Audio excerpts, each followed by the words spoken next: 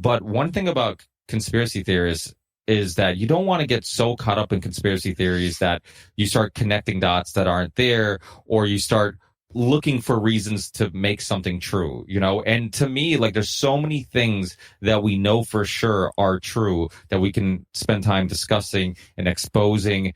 Like, it seems like in many cases you can find examples that be like, see, this is what he meant, or that's what he meant. It's like people, like when people used to say like, oh, everything happens for a reason. I say used to, people probably still say that everything happens for a reason. I would always respond, or we find reasons for why things happen. It's like if I go through a divorce and I meet this beautiful girl and I get remarried, I'm like, oh my God, now I'm the happiest person on earth. I'd be like, oh, that divorce was meant to happen. But if I stuck it through and we made it work, I'd be like, oh, see, we were meant to get through those hiccups because it made our relationship stronger. It's like you're always finding justifications for why things happen. And, I don't necessarily know if I believe on a fate or a greater plan or whatnot, but I do understand that when humans want to believe something, we will find reasons to make that, believable, to justify our thinking and our logic. So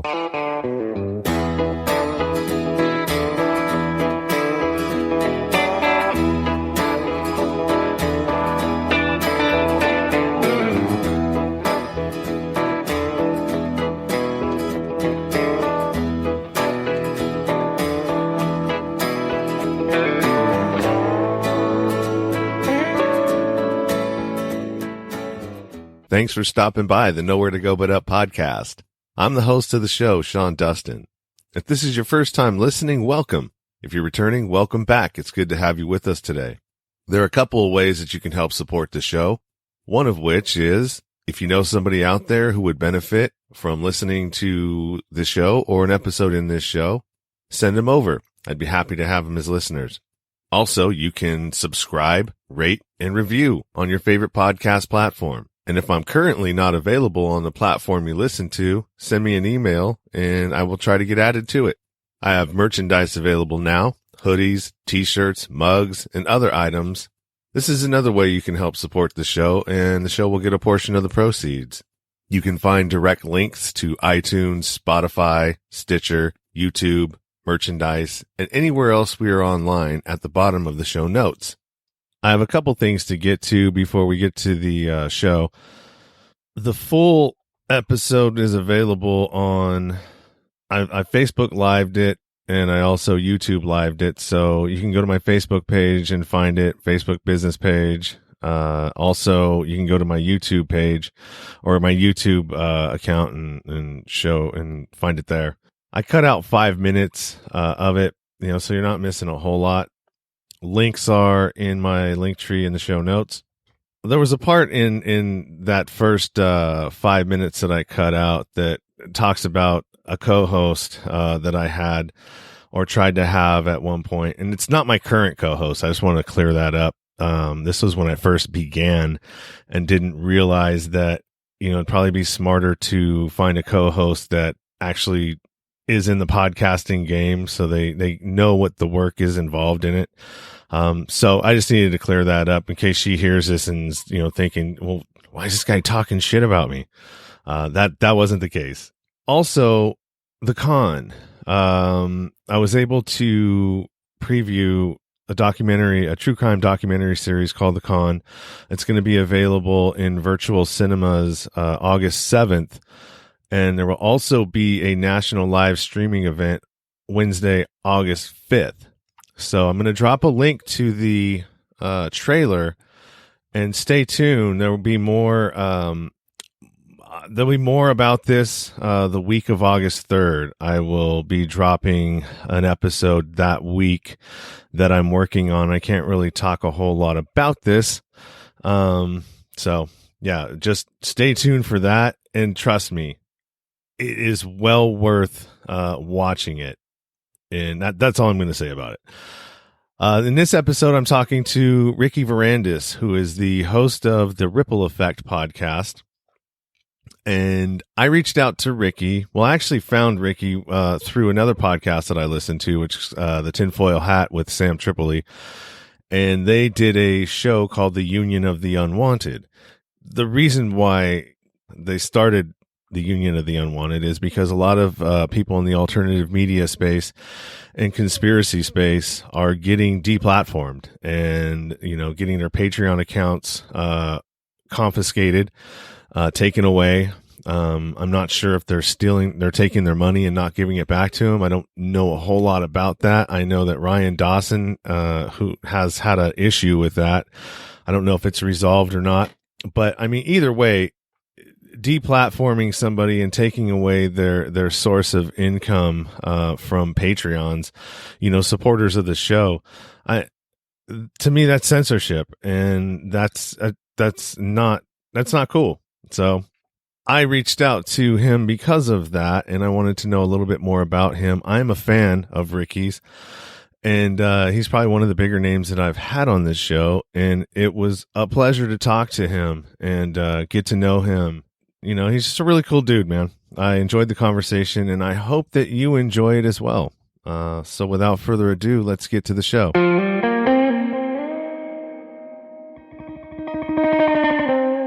This is the Nowhere to Go But Up podcast, and I'm your host, Sean Dustin. Today I'm talking to Ricky Varandas from the Ripple Effect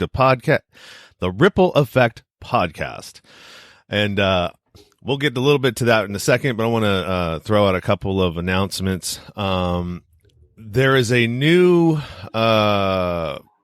docuseries coming out that I had the privilege of screening. And I watched the whole 5-part series, and if you liked the Big Short, the movie The Big Short, this is like The Big Short on steroids.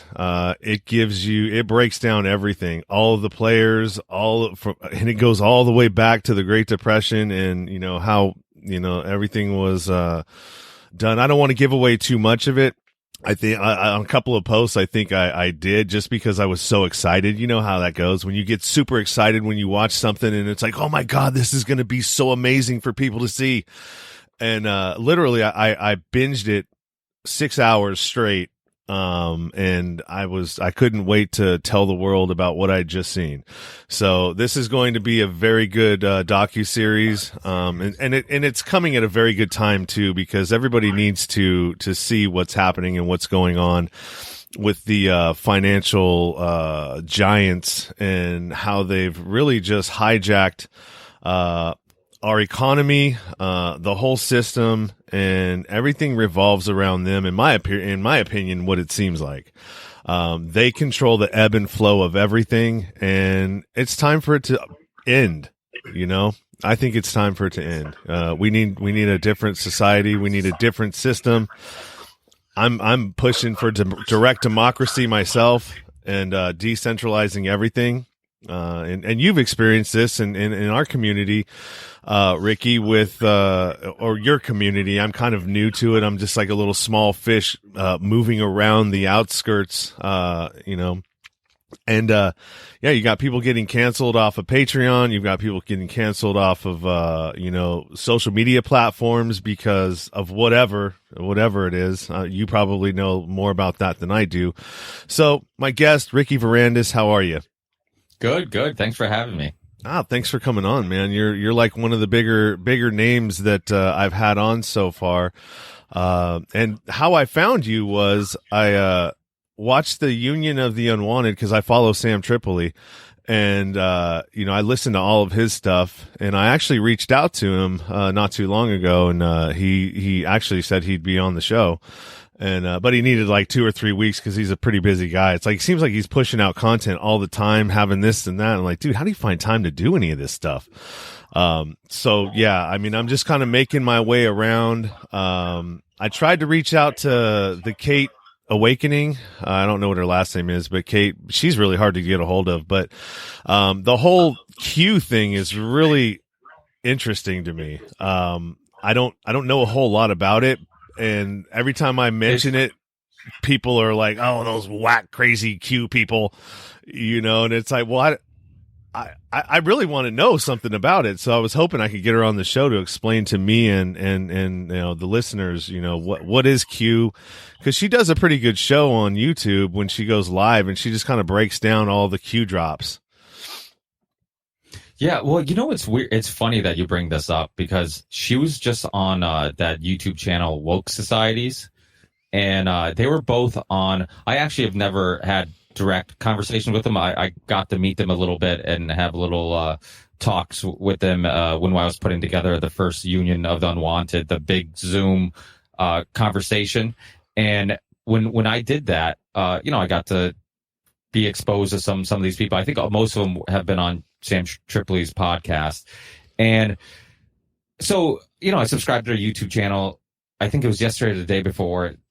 Kate Awakening and Woke Societies got together, and they're kind of telling each other, like telling their personal stories on when they started getting into Q and all this stuff. And I was really surprised that neither of them have really been into politics or geopolitics or, I guess, alternative history, any of them, like until of late, like a year ago, because they're very new channels. And one thing that I'm seeing more and more is people who are into Q are people that just got into this, like not too long ago, and I almost, and a lot of people who've been in this for a long time, like some of the guys that helped me put together the Union of Unwanted, Sam Tripoli, Midnight Mike from the OBDM podcast, Charlie Robinson, who wrote Octopus of Global Control and has his own podcast, Macroaggressions. Like none of us are into Q. And a lot of other people that I've talked to are kind of on the same boat. We're just like, well, we've seen this type of thing before. We've seen it's almost like, it's a great starting point to get into it. But one thing about conspiracy theories is that you don't want to get so caught up in conspiracy theories that you start connecting dots that aren't there, or you start looking for reasons to make something true, and to me, there's so many things that we know for sure are true that we can spend time discussing and exposing that I wouldn't say it's a waste of time, but I would say that it's probably I wouldn't spend, because I haven't done a show on Q. I haven't done a show on Q. I'm sure I've had some guests on, like Pat Miletich or somebody who is into it a little bit and could expand on it. But I would rather talk about what's really going on and historical events and situations and geopolitics or what that type of thing. So it's just, I'm kind of with you. I don't think you're missing out on anything, Sean. I think that it's probably I think for the most part, and people who have kept up with it better than myself, it seems like in many cases you can find examples that be like, see, this is what he meant, or that's what he meant. It's like people, when people used to say oh, everything happens for a reason. I say used to, people probably still say that everything happens for a reason. I would always respond, or we find reasons for why things happen. It's like if I go through a divorce and I meet this beautiful girl and I get remarried, I'm like, oh my God, now I'm the happiest person on earth. I'd be like, oh, that divorce was meant to happen. But if I stuck it through and we made it work, I'd be like, oh, see, we were meant to get through those hiccups because it made our relationship stronger. It's like you're always finding justifications for why things happen. And, I don't necessarily know if I believe on a fate or a greater plan or whatnot, but I do understand that when humans want to believe something, we will find reasons to make that, to make that believable, to justify our thinking and our logic. So, I think that does happen. That makes a lot of sense. Because sometimes you get so obsessed or just so focused in on what it is that you're into that it's your bias no longer exists. You know what I mean? It's like, oh, you're just all about that. And it's just what I've noticed lately is that, and not just lately, it just seems like everything you think isn't. What's up is down, what's right is left, and everything seems to be inverted. And it is, I don't know if that's the model for the people that are still plugged in, that it just works for them, because it's, with everything that's happening today, it's really, that's what I'm looking for. It's amazing that so many people can't connect the dots or don't want to connect the dots. Or are you afraid that if you acknowledge that this is happening, that now you're responsible to do something for it. And so if you just stay ignorant, then you don't have to, I guess it was like plausible deniability. Well, I had no idea. Even though you did, but if you admitted that you knew this, then, shame on you for not doing anything about it. Well, I think ignorance is definitely bliss for some people. I've always had this internal dilemma with the fact that, okay, do some people, do they do nothing because it's easier, because going down those rabbit holes can be scary. It can completely tear down some walls and make you rethink everything you know, which I think is kind of a better option than the other option of like, well, let me just live in this fantasy, this illusion, and at least I'm happy. To me, and I've used this metaphor in the show before, where I feel like gathering information and kind of just exploring ideas, it all helps me kind of like, life's a giant puzzle, and like with millions of puzzle pieces, and by the end of your journey, you're not going to have all those puzzle pieces together. But every time you kind of learn something or understand something, you can gather one more puzzle piece and you start putting the pieces together, and you hope by the end of your journey that you can see a little bit of an image and the purpose or whatever life's about, like the reality of things is a little clearer. So like, my life goal is to kind of gather those puzzle pieces. And that's why on my show, I have so many different types of people on. And, like Sam Tripoli has said it before, and I know other people that have similar type shows have said it before, where like, if we went completely down that like Q rabbit hole, we're like, hey, we're Q guys, come join us. We're, like some of these Q YouTube channels which started, not too long ago when Q popped up. I mean, I've been doing the show for 6 years roughly, and that was way before Q, and I've been researching stuff way before that. So it's like, if I wanted to just say, hey, I'm a Q person, and then I would get all these subscribers and get all this attention and just join a tribe, and then people would be like, hey, this person's a part of my tribe, you could probably expand your show even larger.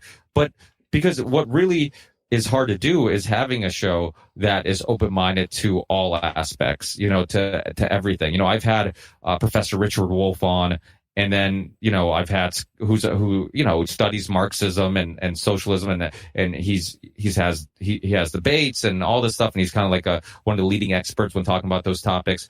And yet the next day I'll have like a Scott Horton on, and who's a libertarian. And it's not about who's right or who's wrong. It's about just sharing ideas and exploring ideas. And I think that's super important. Some people just like right now, like a lot of the Fox News guys, and I know Sam said this on my show not too long ago, and you probably heard it because I believe it was on one of the Union of Unwanted shows, where just like Fox News has become the good guys, right? Because it's like a lot of what's going on, like the lying about the coronavirus, the lying about the numbers, the vaccine agenda, the big pharma agenda, like that's because CNN hates Trump. Like it seems like they're more evil than the other media channels at the moment. But during like the Iraq war, like Fox News was equally as bad because they were defending their team. It was a Republican in office. They're defending their team. So it's like, to me, it's like, it's all like once a Democrat's in office, then, Fox News will do their job of like exposing that party. If a Republican's in office, then the left will try to expose that party. And it's just a matter, like at the end of the day, like it's all illusion, because neither of them really care about what's right or what's wrong. They're just defending their team. And sometimes defending their team means exposing some real corruption, exposing some real stuff, can I swear? I could probably swear, right? Yeah. Exposing some real fuckery. But the thing is, like, it doesn't mean that they have a good moral compass. But that's not to say either that they can't sometimes share some good information. And what I mean by that is, for example, sometimes when you're sharing something on Facebook or Twitter or whatever, then somebody will be like, yeah, but that's a liberal source or a website, or that's a conservative website or whatever. And it's like, to me, it's like, yes, they might have a agenda or whatnot, but don't disregard the information. Like some liberal, not because he's actually a morally good person or whatnot, but only because he hates the other party, might actually do some journalism and expose a story that's worth sharing. It doesn't mean that that corruption didn't happen. It doesn't mean you should discredit that corruption. Same thing with and vice versa.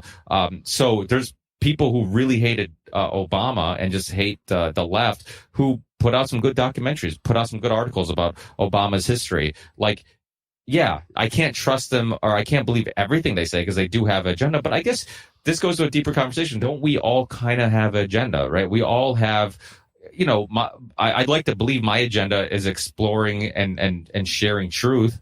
But truth changes, and sometimes, like, we have to catch ourselves. Like, do I disagree with somebody because I truly have thought this out, or have I picked a team based on some information I initially got, and now I'm just defending that perspective, and I'm not getting to the root or the why I believe something. And so I think all these internal dilemmas and like self-reflecting and being able to kind of try to figure out why you believe something and being open to let those beliefs change are all super important. Yeah, I absolutely agree. It's in my opinion, it's if you go left, right, whatever, Democrat, Republican, it's two heads of the same snake. At the end of the day, the people that they serve are the donor class, and that's it. It's the people that are giving them money to get reelected, which they spend 75 to 85% of their term trying to get reelected for the next term. And, whatever the small percentage of time they give to their constituents is a joke. It should be the opposite. It should be 75% to your constituents and, 25% to getting reelected. So, I mean, that's part of, what I've really grabbed onto is, we got to figure out a way to make a change here. Because if we don't, we're doomed. Everything from Agenda 21 to everything else is all going to come to fruition. And, everybody in the truth community has been screaming this from the mountaintops from I don't know how long. I'm going to ask you, how you got into conspiracies. But for me, it's when I was doing my federal, I spent time in federal prison and state prison for drug trafficking and fraud. And when I was fighting my case in federal custody, the place that I was at, they allowed you to have little radios with, earbuds. And I got hooked on Coast to Coast. And I stayed up every night until midnight, to listen to George Norrie on Coast to Coast. And then when I got to Sheridan, Oregon, that's where I actually did my time in the Fed system. And I ran into a gentleman named Fritz Springmeier. And he was the author of Bloodlines of the Illuminati, and he's done other books like the Watchtower Society and some other stuff. He's done a lot of things, and I just looked early. I guess he's got a podcast now. I need to reach out to him and try to hook up with him again. But there's a link in the chat to that book. I walked the track with this dude like every night, just like a kid. Just like, oh my God, just hanging on everything that he was saying, because he was like such a smart person, and I'd never really experienced that before. Here I am, this criminal, and all I know, I went back and looked at it, like, how did I not know about the savings and loan thing that happened in 99? How did I not know about all these other things? And literally from I would say the late 90s all the way up to 2010 is a blur to me. I have no idea what happened there because I was busy partying, doing drugs, selling drugs, and so that's like a 20-year period of history that like I wasn't paying attention to. And like, so I feel like I'm just like this new birth in this space. And, now that I'm not, inebriated all the time and have clear focus. And, I'm lucky. A lot of people don't recover from that long of a period of abusing drugs and, they don't come out the other side, fully intact mentally. So, I feel grateful for that. But with this newfound gift and knowledge and everything else and the ability to have a platform and give people information, that's what my goal is now. And a lot has to do with being a father, because what kind of a dad? Yeah, you could be the best dad in the world, but if you're going to leave your children with an inherited mess in the world, what kind of parent are you really? You know, that seems kind of selfish to me, because you're not going to be here to have to deal with it. Just let your kids deal with it. No, I don't want to do that. I want to do the best possible job I can in making her future in this as fair and pleasurable as possible. You know? No, I completely agree with you. When I started the podcast, it was before I had any kids, but I feel like having kids only made me more passionate about it, because I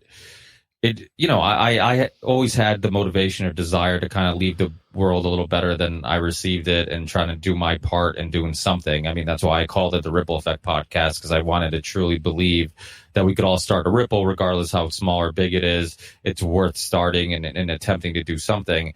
And once you have kids, yeah, that only gets bigger and stronger, that feeling.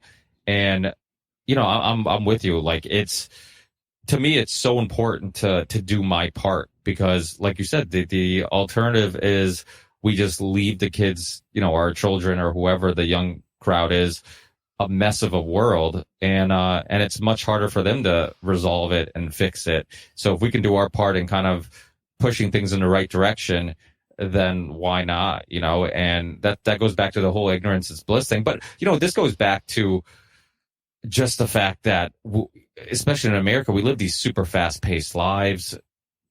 A lot of people believe it's designed on purpose. This idea of like, you go to school, they teach you to be subservient. They teach you to just like, memorize things. It's not critical thinking skills. It's not being creative. It's not using imagination. It's all about just memorizing stuff, and it's like getting a good job. It's like, in one of my songs, I remember saying it's like a sabotaged American dream, like this idea that the American dream is like, you get this white picket fence, you get this house, you get this good paying job. But so many people get that stuff and realize like, holy shit, I was sold a bag of lies, because this isn't bringing me happiness. Like, and this isn't happiness for everybody. Some people, that might be happiness for them. That might be all that they want or need in life. And that's okay too.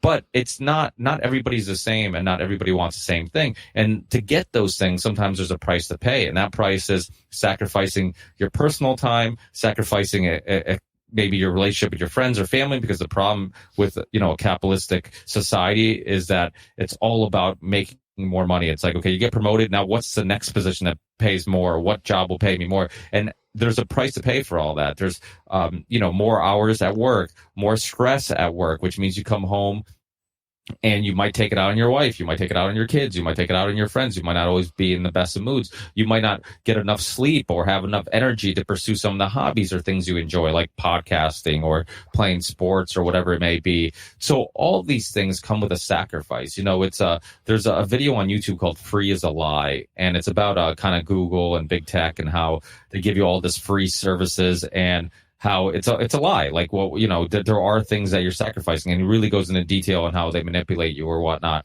It's a really good video, but so is a lot of other things in life. A lot of stuff is a lie. It's like when you the fact that money will bring you happiness, the fact that life's about getting a good career, and just kind of paying your bills and being and that's good enough.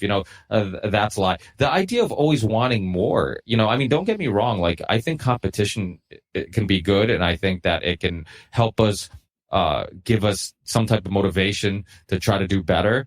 But I also think being content's a good idea too. I think that we spend a lot of time worrying about or wanting or being envious of other people who have more, and not enough time just being content and being satisfied and just enjoying what you do have. And it's all about perception. It's like if I live in like a really rich town and I have the smallest house on the block, I'm gonna be envious of everybody else who has a newer car and bigger house and all this stuff. Or, I could live in maybe a town that's more middle class or lower middle class and have average size house, or or maybe whatever, and everybody kind of has similar houses, and you're fine, and you don't feel like you're as envious. And they've done studies where, when the richest and the poorest people, that gap is further, There's more anxiety, depression, addiction, all that stuff because of, and it's because of that, because you're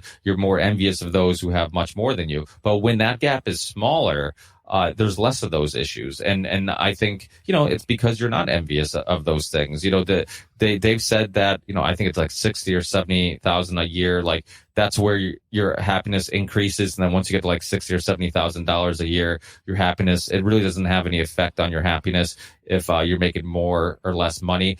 And so I don't even think that money brings happiness. What I think it does is relieve stress, right? So if you're making very little money, you're freaking out about like, how am I going to pay the bills? How am I going to eat? All this stuff. How am I going to have money for my health issues, if I have any, car issues, whatever it may be.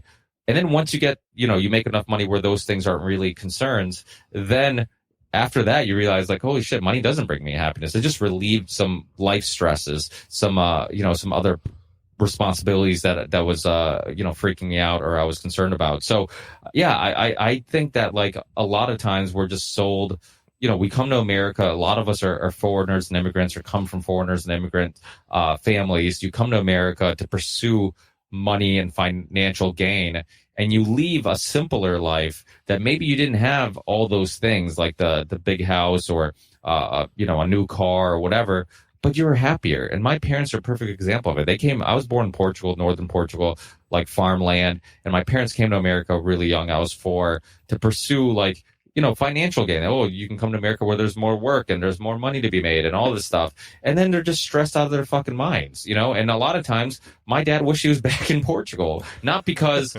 not because there's anything wrong with America per se, but it's because of the lifestyle that he was sold was going to bring him happiness. This idea of like, come to America, you work your ass off and you're going to get all these things. And it's like, okay, well, now I'm working my ass off and I'm stressed out about like getting things done on time,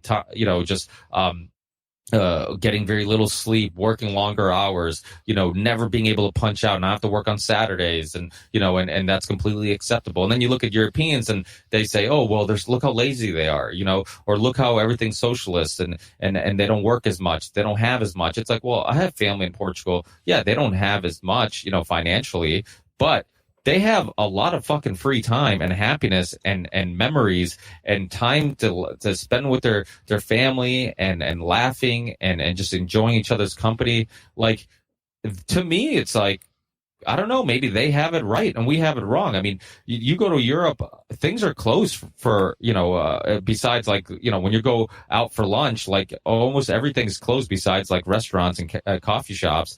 And for hours, and most people don't work on weekends unless it's a restaurant or whatever. You have months out of the year that people get off. I mean, when you have a kid, both the wife and the husband, or well, you don't have to be married, but the parents of the children have time off when the kid's born to kind of help with their development or whatnot. I mean, in America, it's like, oh, you have a week off, go back to work. You should be back to work. Why aren't you working? It's like the idea of being a stay-at-home mom. But this all goes into like the greater architectural engineering of our society. When you look at, we created a system where school systems that basically just tell you to memorize stuff and don't be creative and don't think outside the box. Those school systems raise our kids. They influence our kids more than the parents do because the parents should be at work or the kids are going to daycare or they're being raised by their grandparents or they get sent off to some camp or whatever it may be. So it's like the influences of the parents on the children are minimal, so who's influencing them? And that's like the system we designed, the system is influencing them because they're the ones who are raising them. And to me, it's always been super important to have as much influence as I can on my kids. And that means like be around them as much as possible. When the lockdown happened, I had friends that were like, oh, this is awesome because I got to spend more time with my kids than I normally do. I've actually really enjoyed it. And I'm like, yeah, I'm on that boat. I agree. But my life didn't change that much because I already spent a lot of time with my kids. So when the lockdown happened, I still went to the office and kept up with paperwork a little bit. But yeah, I got a couple more hours a day of family time daily. But I always made sure I had, a significant amount of time with my family and actually having those conversations, those one-on-one interactions with your kids, and just reminding them that you love them and talking to them about whatever they're curious about and all those things. And you need that because if you're not influencing them, what the fuck is it influencing them? It's TV, it's commercials, it's which is all designed to get you to buy stuff. I mean, this all goes to the history of Edward Bernays and propaganda. I'm sure you're aware of that. The nephew of Sigmund Freud wrote the book Propaganda. All his tactics and techniques are what they use for marketing. The only difference is they don't call it propaganda because the word is frowned upon. But it's propaganda. It's getting you. It's brainwashing. It's marketing is brainwashing. There's a great Canadian documentary, and I had somebody from the documentary on years ago called The Corporation, and they spend like years putting it together, and they really break down all the science, psychology that goes into corporations getting you to buy something you don't really need. All the algorithms now with Facebook and Twitter, and they Silicon Valley hires more psychologists than like anybody now. It's just like they want people who understand how the brain works and how to manipulate the brain. It's not, and they're constantly doing social experiments with Facebook. Some studies have been, I think, exposed that they were doing certain things like changing the algorithms or what you were seeing to analyze kind of what your next response was or how you were feeling and all this stuff. So they're constantly doing studies on what the hell's going on and how these things affect you. So it's almost an unfair advantage when your child is addicted to some snack or your child is addicted to a tablet. Like, have a little bit of remorse because of the fact that it's an unfair advantage. You have a 3-year-old, 5-year-old, 6-year-old, 8-year-old, whatever year old child, which is fighting his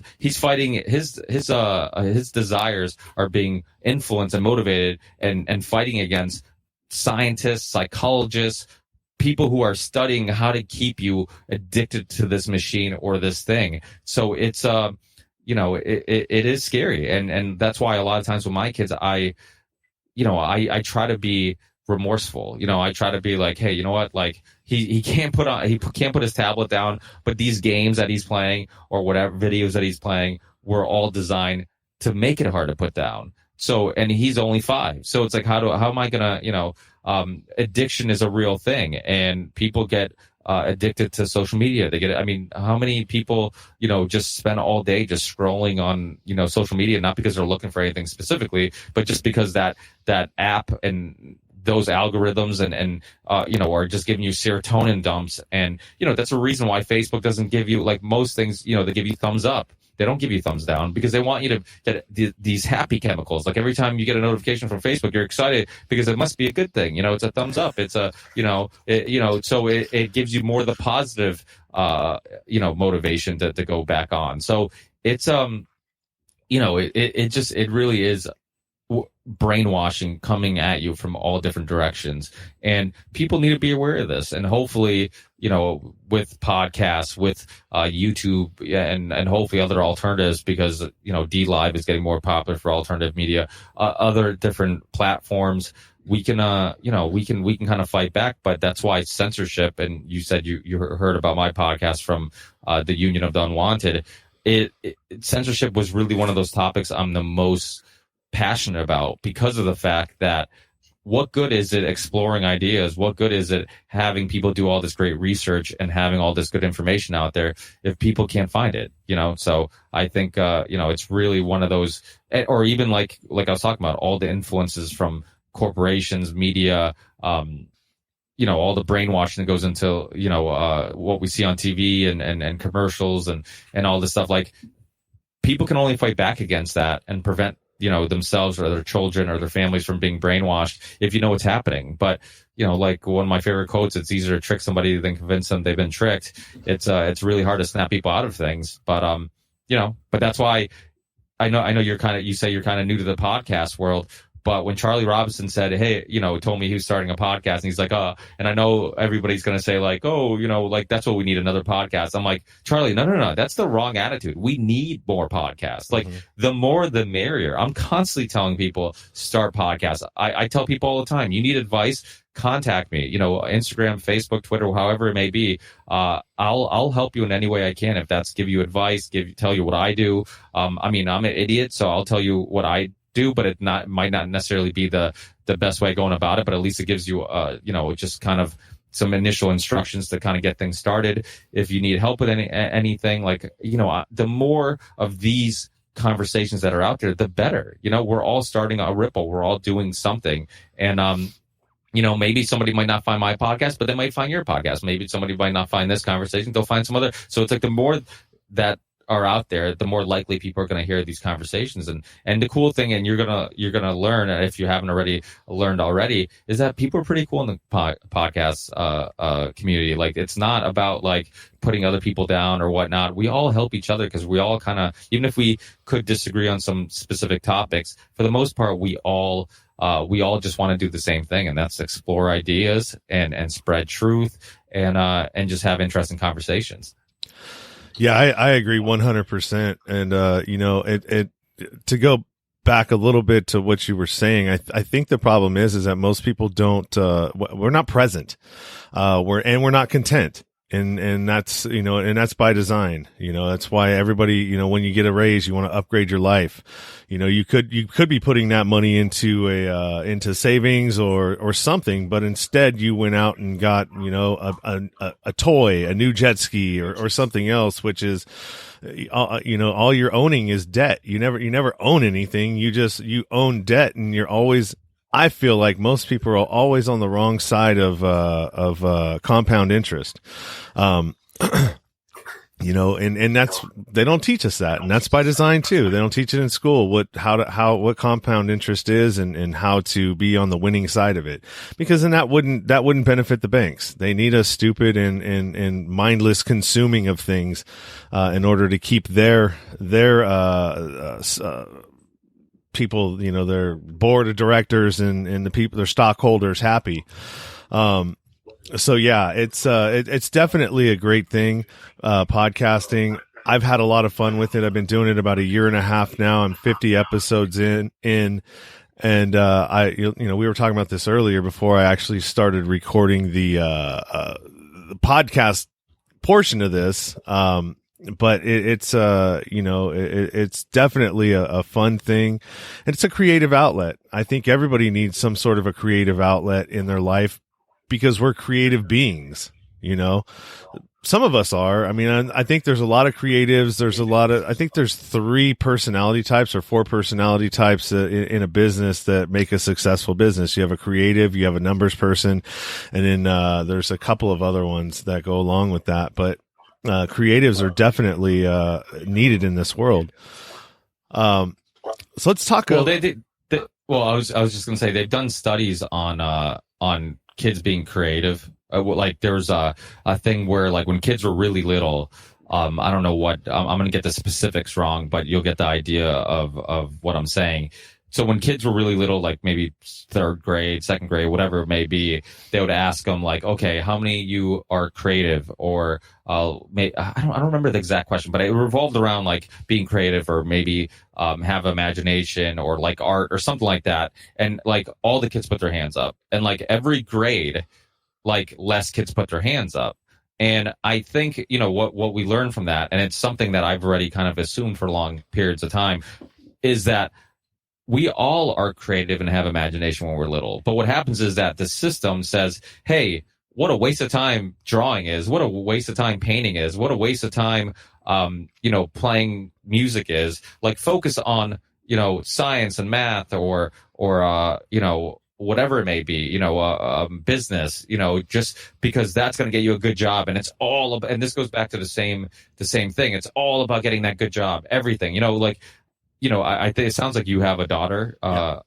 Yeah, I do too. And so, I've thought about this. Like, you think about it, right? Like if your daughter had 2 boyfriends, right? And or 2 boys that like her, and one was a struggling musician that plays bars, but loves what he does and is a super, nice dude, but kind of maybe still lives at home or doesn't have his finances all worked out. And the other one's like this investment banker who drives a S-Class Mercedes and, has already bought his first house when he was 18 or whatever. You'd be like, hey, don't waste your time with that, dude. It's like we're constantly, we don't even realize it, but we're constantly helping this narrative that financial wealth is the most important thing, where like the creative person is kind of looked down upon, and that's kind of just a symptom of our society.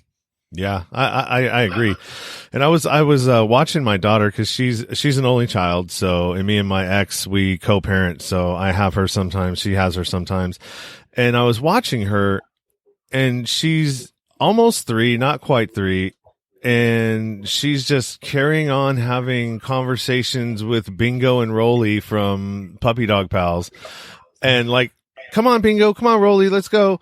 And like, she just literally sits there and entertains herself and has these imaginary like scenarios going on all over the place.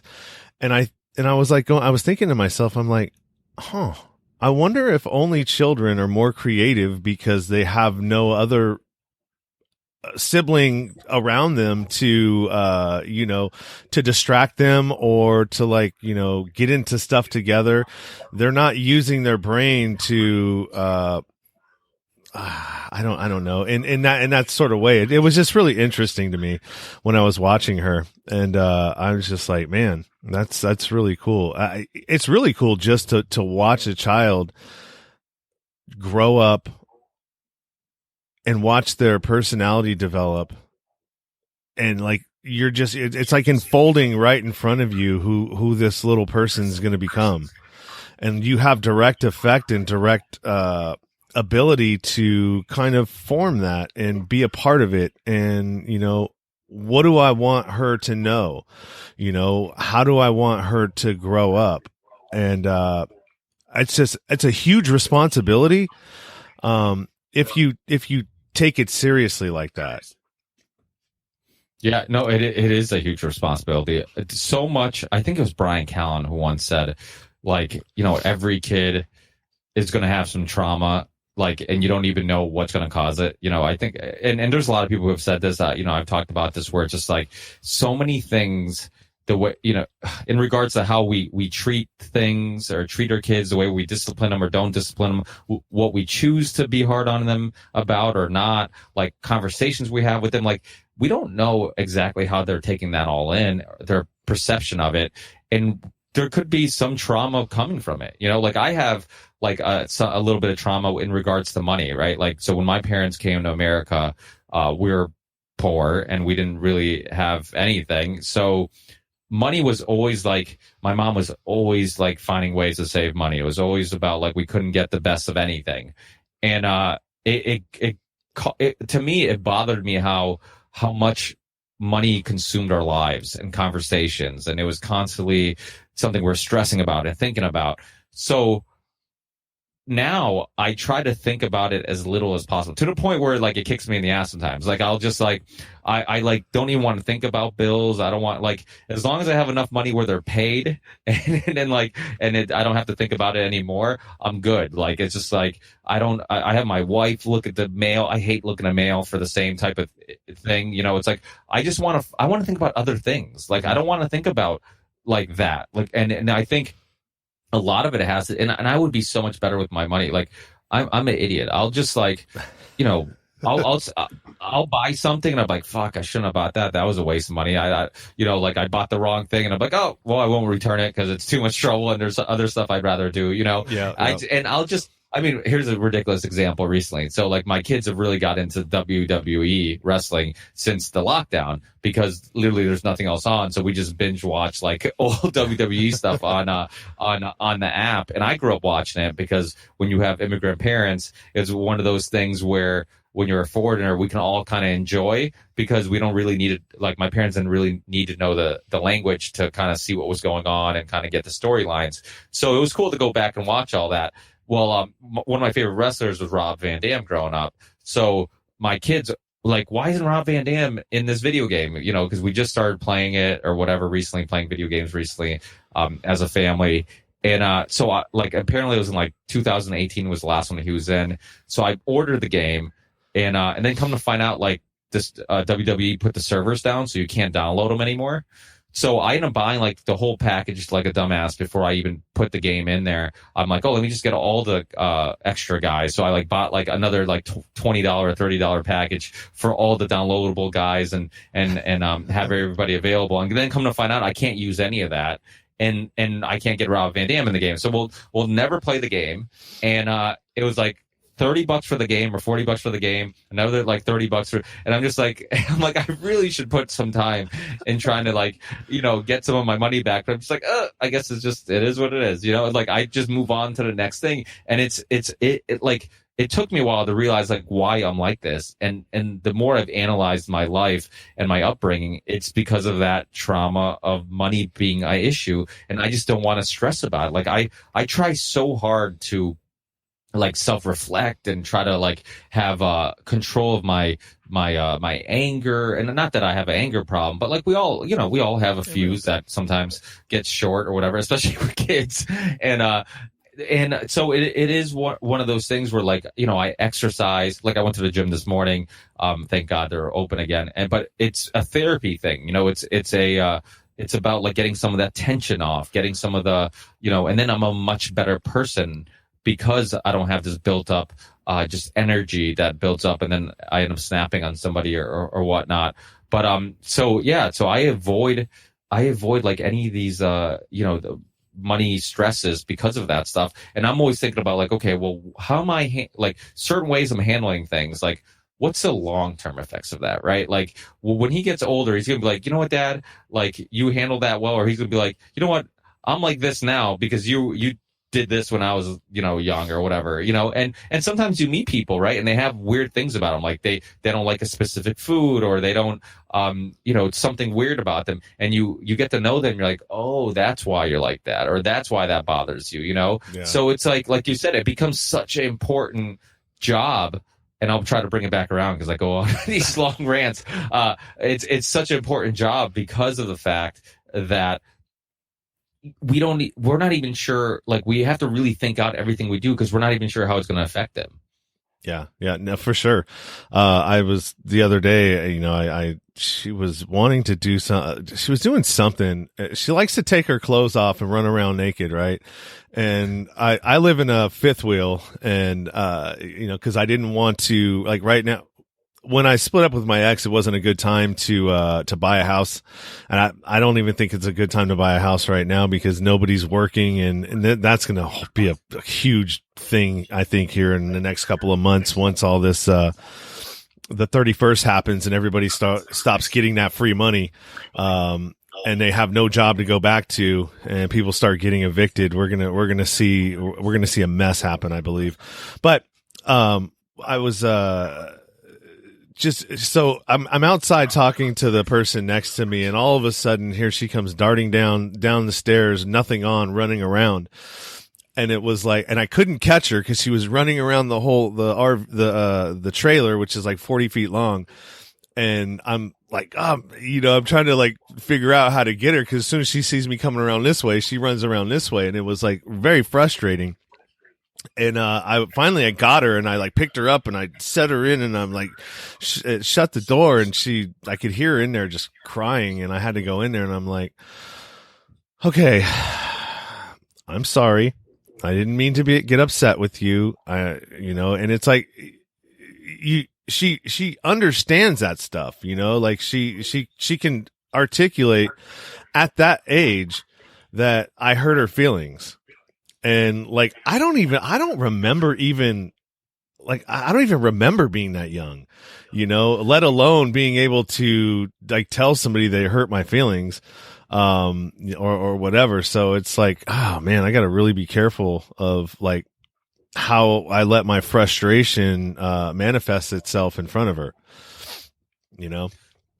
Well, that, and also, You never know what conversation or what thing in life is going to stick with you. I mean, how many of us have like weird, like just certain things, like a short conversation you had with somebody or some life event that happened when you were young. And like you said, like a lot of times you don't even remember being that young, but somebody might bring something up and you'll be like, all of a sudden it sparks a memory and you're like, oh wait, like I remember that when I was a kid, like that specific thing, and you never know why, Yeah. So it's really, really interesting, the things that influence kids, and all these things are one of the reasons why, like you said, and I completely agree with you, like parenting is the most important job ever. Mm-hmm. Like I could suck at all my other things I do in life, and I'm okay with that. But as long as I'm like trying to get better and trying to do the best job possible at parenting, then I don't give a shit about everything else, because like those kids mean the world to me, and how they develop and me trying to do my best job to try to make them interesting, fun, loving people, like, is super important. Make them try to understand right and wrong. It'll help them be creative, help them just pursue any curiosity they might have. Like, all that stuff is super important to me. And really the only thing that outlasts our material bodies is is our legacy, what people think of us, the way we treated people. And these podcasts I've thought about in regards to my kids, and I'm sure you probably thought about it too, how interesting it'll be to, like, one day our kids will be adults and they'll be able to go back and like listen to hours and hours of their dad have conversations. Like, I've thought about, like, my father, like, who was my father in his 20s? Like, who was my father in his 30s? Like, can I hear conversations? Like, what if he had a podcast and I could like sit down and actually just hear him have conversations and just see how his like ideas developed, or what he thought about parenting, at the time, in his life, and those type of things. It's like, it's really unique. It's a unique thing to be able to give our kids just that, like a really a personal look of who their parents were when they were little. They might not remember specifics about us right now, once they get older, but to be able to go back and actually like hear us talk, hear us have conversations, kind of, be able to explore who we were as people and maybe how we change or whatnot. Like, it's really, really interesting. Yeah. I think, I love podcasting for that very reason. Is like, I like listening to shows that are new sometimes, because you're not only are you just getting introduced to something new and different and a different person, but you're actually growing with that show, because from episode 1 to episode 50, if you listen to mine, you can hear the evolution of the show, and it takes on a life of its own. Because once you get out there, and I'm going off a little bit, but we'll circle back around. But once it starts getting momentum and you start making connections in the podcast community, which I agree with you it's a very supportive community, one that I've blew my mind how quickly people are there to help you and give you information and all of these other things. And which I return to, just like you got some questions on something and, or you need some help, give me a call. We'll schedule a Zoom, or, meeting, and I can screen share and actually run you through it. How to actually, maybe edit out the de-esser or, whatever thing that you don't know about. It's amazing, man. And not only are you growing with the show, you're growing with the host. Because the host is growing as well, because he or she is getting exposed to different ideas, different people, different perspectives. And like, I'm not married to anything. All right. I'm no scholar. I'm wasn't a very good drug dealer when I was one, and so I just, if I think something, and you have some information that can counter how I think, and it's credible and it makes sense and it's factual, I'll change my mind about what I'm thinking and retract anything that I may have said, because like I said, I don't know everything. I have ideas of what I think. I'm really good at picking up patterns, especially patterns in society and what's been happening. But I mean, as far as like being researched and like people that are really good researchers, I'm envious of, because it's a very difficult to do that. Like a lot of these documentaries that you watch and they go back and they have, snippets of this and how they put them together. It's like, God damn, how'd you get all that? Like, I knew it probably take a long time, but like the way they lace it together is amazing. And like, I'm super envious of it. Like, I know how to video edit and do stuff like that, but I like look at that and I go, damn, I don't think I could ever do that. I probably could if I tried. Yeah, you definitely could. I mean, and it's fun. Like it really is. Like I know when I have like certain guests on, and then I'm like, oh, let me just do some research and maybe re-listen to old interview with them or whatnot. And because that's one thing I like about having certain guests on is I love the casual conversations, but if I have somebody on like Whitney Webb and I know we're going to talk about Epstein, I'll kind of go down that Epstein rabbit hole again, and I'll search some stuff, and then you find like one name that Whitney mentioned, or somebody mentioned a documentary, so you search that name, you find out they're connected to that, so then you go to that company, and then you find out who else is working for this company, and it's like you feel like an investigative journalist, like you feel like a detective, and it's fun, and it's not just fun. It's actually pretty easy. Like it's pretty easy to just do your research and find this stuff. Like a lot of this stuff is like public knowledge. It's the connections, like Bill Gates, for example. James Corbett did a great documentary on the Bill Gates story, from everything from like his vaccination agenda to depopulation agenda, all this stuff. And anybody who listens to my show knows who James Corbett is. He's been on my show since the beginning, talking about like super nice people. I mean, he was on like episode, I don't know, 7 or something like that, and since then has been on a bunch of times, and we've really become friendly since. And he does amazing research. But one thing we talk about all the time is like this stuff is just out there. Like, his influence on with or his relationship with Big Pharma or whatever, like all these things are out there. You look at like PNAC, the Project for New American Century, you look at like Brzezinski and the Grand Chessboard. Like a lot of these people, the elite, talk about like how America has to have influence in the Middle East and geopolitical strategies and all this stuff. I mean, a lot of this stuff is out there. But, this goes back to like, well, you should be pursuing financial wealth and financial gain. Don't worry about that stuff, just like worry about, yourself and making money and going on your vacation, watching your mindless sports, which I think, there's a need for that stuff too, because it's nice to unplug and give your brain a break from time to time. When I had Darren Van Dam from Flip Connection YouTube channel, he was talking about how sometimes he just likes to watch a really dumb movie or something that's just action, because it just feels nice to just kind of not have to dissect what's going on in a movie and character development and all this stuff. It's just like it's mindless entertainment, and I think sometimes we do need that. But doing that type of investigation and doing that type of stuff, with the power of the internet, like we have everything right there. At one point, universities had a monopoly on information. Like you wanted to get the best books, access to the best professors, you had to go to a expensive college. And now you'd be like, well, fuck your college, fuck your PhD. I don't care if you have a diploma or whatever. Like I can get all the same science information you got. I didn't have to go to Harvard. I didn't have to go to Stanford. I didn't have to go to any of these places. And yet I can read all the same studies you're reading. I can hear really intelligent people's interpretations of those studies or whatnot. So it's like we really you literally can become an expert in anything you want just with the internet. I mean, it's obviously with Google and censorship, and this goes back to like this recurring theme of the importance of fighting back against censorship. But use DuckDuckGo, use some other alternative, and if you look hard enough, hopefully you can find these other options to Google and YouTube or whatnot. But now there's Parlay, which is a Twitter alternative. It's supposed to be unbiased, uncensored, and a bunch of people are jumping on there. I'm on there now at the same thing at RV Theory 6, my same handle as Twitter, and it's pretty cool. I like it.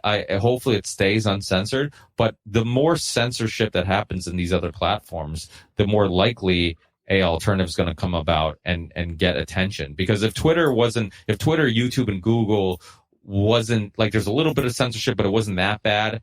If a new alternative came, you'd be like, you know what, it's not that bad. I can still do enough research on here. The censorship isn't so bad. But now it's gotten to the point where like people are asking for alternatives. They want alternatives. And when a decent alternative comes about, people are going to take advantage of it. I mean, so many people are on Float and on DLive and on all these different alternatives and looking for alternative ways to connect with one another, that it's just a matter of time before one of these really take off. I mean, at the height of MySpace, nobody would ever assume it become what it is today. Like that, some people who are listening now who are younger than us probably have never even heard of MySpace, but, it's kind of like the joke of social media now, like Sam Tripoli joked around and said, let's all go back to MySpace, and he was like, and I mean, it almost makes sense because they already have a platform. We kind of know how it works. And, but who to say that they wouldn't censor some things too if once they got big enough to do so. But when you look at Spotify, the reason why the Joe Rogan Spotify deal was so interesting was the fact that he probably went there because he has a problem with YouTube, because of his censorship on YouTube, because of his videos being taken off because they played a little clip of a song or a video or whatever, and all the censorship on YouTube really bothered him, and people closer to him than I am, because I don't know him personally, but I know people who are close to him, and I've had Eddie Bravo on my show, Sam Tripoli. These people know him personally. It seems like I'm getting the feeling that people really think the censorship of YouTube was a big reason why he's either sought out a alternative or why he entertained a alternative, and that's Spotify. And Spotify supposedly is going to be different. They're going to have a video platform, and it's going to be different than what YouTube does. So let's hope it does. And YouTube might have to tone down their censorship, because if they don't, now you do have Spotify, hopefully, eventually. And you'll be like, well, you know what? They have a big platform too. If you're going to censor me, then I'm just going to go over here to Spotify. And YouTube might be like, okay, well, now maybe we have to take a step back. Because at the end of the day, it's either a evil motivation of like, they have a what they consider truth, and they're censoring anything that's outside their truth, what they think is factual information, or it's all financial, and they're just saying, hey, these controversial things are gonna hurt our marketing or hurt our bottom line, so so we're gonna censor you. But that if it's the financial motivation might go away, because that once people start leaving and they start losing money because of the censorship, then, because a lot of these big corporations, they don't really give a fuck about what's right or wrong. It's about what the bottom line. So, it's the same thing with like organic food, for example. You think people like all these big companies really give a shit about your health? They don't. They'd sell you crack cocaine if it was legal to, and it was a moneymaker. Like, they're selling you organic because the population, the public said, we want organic, we're willing to pay for it. So now they're doing it. So Suits and Ties said, hey, you know what? Like, people actually want this now. So let's have a organic food line, or brand. And that's what's motivating a lot of this stuff, where that's the thing. Like, we do have power. We do have power by, if it's our money, if it's our influence, if it's our outrage, sometimes, we do have influence on what's going on in the world.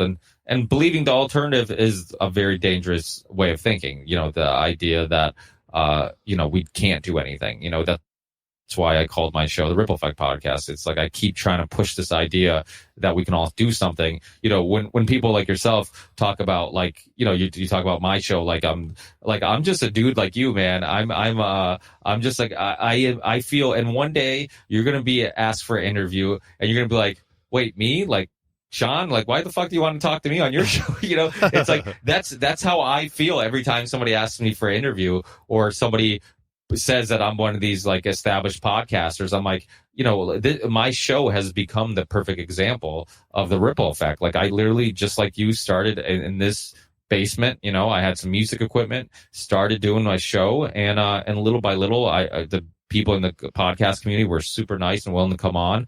And people just, like, maybe they just enjoyed the casual conversation. I mean, maybe they just, whatever it may be, it just little by little started growing with a lot of help from, and it was a lot of help. I mean, people like Sam Tripoli, people like, James Corbett, especially initially, helping expose my work to his network of fans or whatnot, even though they're not a huge fan of all the swearing that happens on my show, because he's very clean. But it's it really, we're all helping each other. And some people, like like a Sam Tripoli who has a background of being a comedian or whatever. He kind of has a foundation to kind of build on. But there's a lot of people like James Corbett who feels just like you and I, that he feels like a regular dude who's just motivated by doing his part.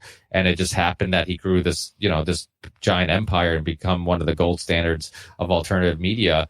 But, I'm sure he still feels every time people compliment him, he feels a little awkward and weird. Like, I'm just a person who's just doing some research and just putting out this work and doesn't feel like he's doing anything, special in regards to like, I'm not this special person. I'm just like, doing my part. And and that's the message that I think, is really important to put out there, is that we all can do it. Like we all can do something. And you really don't ever, I mean, I've had Jesse Ventura on, I've had Freeway Rick Ross, I've had Roger Stone on in the past. I've had Jack Abramoff. I mean, I've had these guests that, Colonel Lawrence Wilkerson, who was chief of staff for Colin Powell in the White House. Like, why are you guys willing to come on my show? And it just like, it blows my mind. And who am I? I mean, I barely graduated high school. I mean, I did, if you look at my resume, there would be no resume because there's nothing to put on there. I mean, it's like, so to me, it shows how we can all like, I think there's a need and a desire for just, and that's why I think Joe Rogan's show really caught a lot of attention. There's a need and desire just for casual conversation, like just hearing people talk the way we talk, like hearing people discuss ideas and challenging ideas the way we would with our friends. And it's refreshing. And that's why I think this platform, when I started my podcast, a lot of people still didn't even know what a podcast was, friends of mine. And I'm like, I'm telling you, you might not believe me, but I'm like, this is the future of media. This thing's going to blow up. And I truly believed it because I understood TV was lying to you and they had agendas. Radio was lying to you and they had agendas. Newspapers were lying to you and they had agendas. A lot of websites, were lying to you and they had agendas. But podcast was one of the few places where you could hear a long form conversation with somebody and you could figure out throughout that long form conversation if they had an agenda or if it was a real conversation about just ideas. And that to me was refreshing and why I thought it really was going to be a huge thing. Yeah, I agree. I really am not a fan of the interview style. I prefer to have conversations, just like this. You and I didn't know each other from Adam, but yet, I mean, it probably helps that we both have a podcast, but I mean, other than that, I mean, we are no different from anybody else that could stop on the street and have a conversation just like we're having. I like to be an example of talking to somebody and not particularly agreeing with what they're saying, but still giving them the respect to have their own opinion and maybe convince me that how they think about it may be correct. But at the end of it, it's like, okay, well, we don't have to argue about it. We don't have to talk over each other about it. We both give each other the space to be able to volley. And that's really what conversation is. It's a tennis match, it's just a volley of information back and forth, respecting one another as individuals and human beings above all, that, I could possibly learn something from you. And if you come at every conversation or every interaction with somebody that, I possibly could learn something from this person, so let me give them the benefit of the doubt and hear them out. And then, maybe not, take in what's valid and get rid of the rest. Well, the truth is, like, even people that I, maybe disagree with 100% of the time, maybe I don't respect their opinions as much, like, you could still listen to them and they might still make a really valid point that you're like, holy shit, like I never even thought about it that way. No. There's I know people that I'm just like, I'm like, oh, this person's like very one-sided with their thinking or they're brainwashed or whatever. But then I have a conversation with them and they just happen, because I'm willing to listen, they happen to make a point that I'm like, that is a very valid point. I'm like, I've never even thought about it that way. So it's like you can extract something worth wild from even people that you disagree with and maybe you think have the majority of the way they look at things wrong, so it's can it be frustrating sometimes listening to somebody that you think is making no sense or is brainwashed? Yeah, but like you said, like it doesn't mean that a topic, some specific topic or some specific thing, they can't have a really interesting perspective on. And so yeah, I mean, absolutely, I agree with you. Yeah, being an example of what conversation is supposed to be is really what I strive to achieve. So tell me a little bit about, like, what's your, I mean, we're at an hour and 25. Are you good? You got? Yeah, I got a couple more minutes. Yeah. Okay. Well, who were, one of your influences that you can, think about that was probably the top of your list of when you decided to do this? Mine was Rogan. I listened to him for about 2 years, and then I went on to Andy Frisella, and they all talk about just do it, start it, whatever. And I always got stuck in the process, and I would, instead of just looking at the next step, I would look at all of the steps that it would take for me to get to where I need to go, and just shut down and not do it. Yeah, well, one of my influences for the podcast itself was definitely Rogan. I loved I love what he was doing. I love the casual conversation. That's why, you listen to my show. It's very similar in regards to casual conversation. It's not an interview. I remember when Jesse Ventura was on, his I don't know if it was his agent, manager, whoever it was that I was contacting, wrote me an email like the morning of the show. And they're like, hey, Jesse, these are the questions we want you to ask. This is what he wants to talk about, all this stuff. And I'm just like, wait. We've had the show booked for like a month. And like, have you guys even listened to my show? Like, I don't just ask questions. I don't just do an interview style a podcast. So I remember being at work and just stressing about it all day. I'm just like, what the fuck am I going to do? I'm like, am I going to piss him off if I don't, just, I guess, promote whatever he wants to talk about or whatever.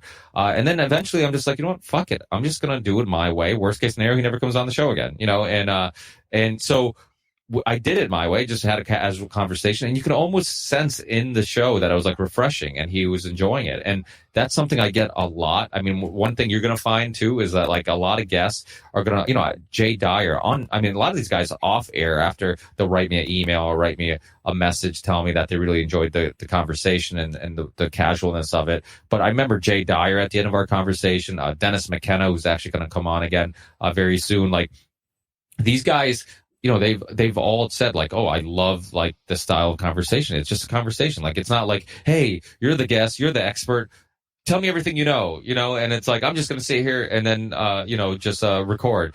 It is a back and forth. And it's like you said, it's a journey for the guests, the host, everybody gets something out of it. The listener, everybody is growing together with these conversations. That's why I to get back to what my influence is, like Joe Rogan's podcast to me was so important because I've always loved conversations. Like I feel like I learn the most from like long form conversations. If I'm hanging out with some friends, having some whiskey, having a glass of wine, whatever it may be, having long form conversations. And so I would have people that would say like, oh, Ricky, everybody, you like to talk, everybody knows you like to talk. And I'm like, I actually don't enjoy talking that much. I enjoy conversation. Like if I'm around people where I'm like, I know they're very one-sided politically or they're brainwashed, I'll be actually quite quiet and I won't like engage in many conversations because to me, I'm like, I'm not going to get anything out of this. I'm just going to get frustrated.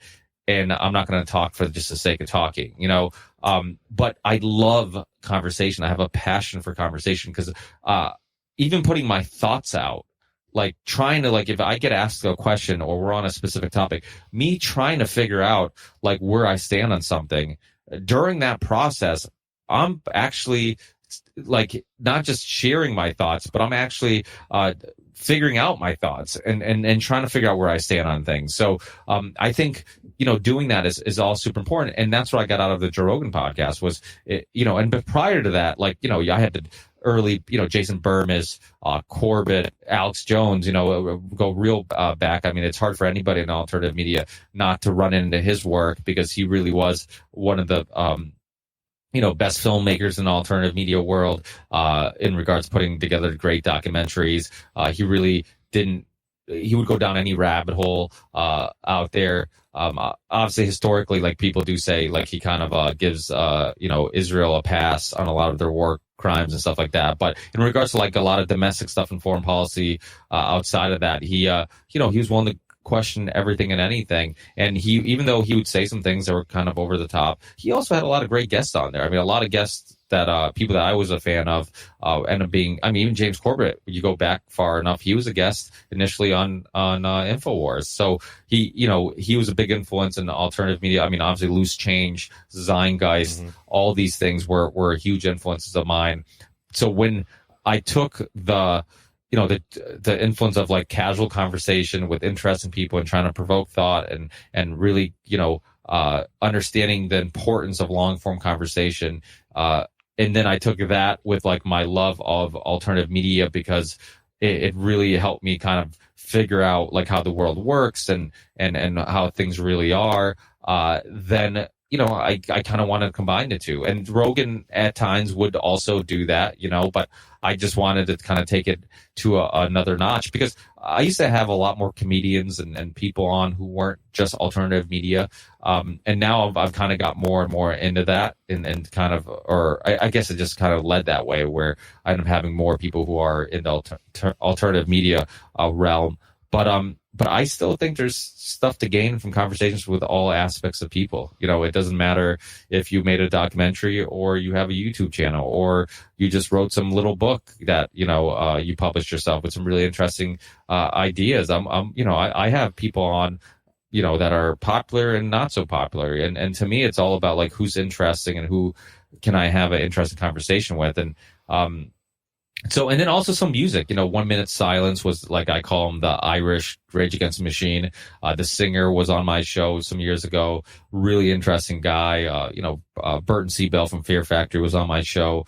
His music and just like the Fear Factory always, not always, but a lot of their themes was man against machine and the future and transhumanism and all that stuff. So it's a lot of different influences, from like documentaries to movies to music and stuff like that. But when it comes down to podcasts, the very first one that really it connected the dots for me. It's like, okay, well, I think long form conversation is super important.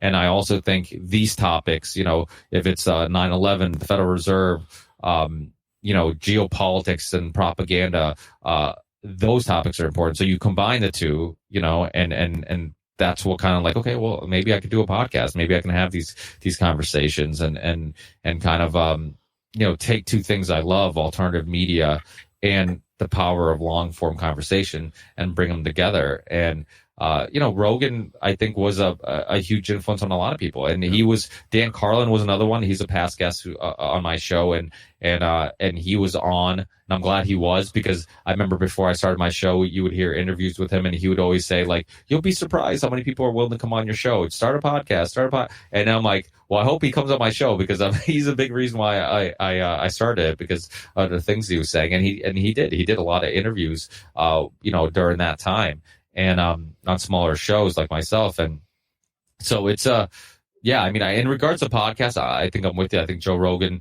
was the kind of like the one that really, and the fact that he was doing it, he's doing it on a couch initially. He was doing it like, I felt like I didn't need like a beautiful YouTube channel with beautiful artwork and beautiful, lights and cameras and all this stuff to put something out that people would be interested just in the conversation, and all that other stuff. Yeah, if you have it and if you put some beautifully edited stuff together, it's great. But the most interesting thing was the conversation itself. And as long as I felt like I could spark that, and if I had that to start with, everything else would fall into place, and in some cases not even necessary. Yeah, I mean, all of the shiny things that you can do around your show really isn't going to make a whole lot of difference if you don't have the content to back it up. And like we were talking about earlier, where you have some sound issues. Well, good content trumps everything. Yeah.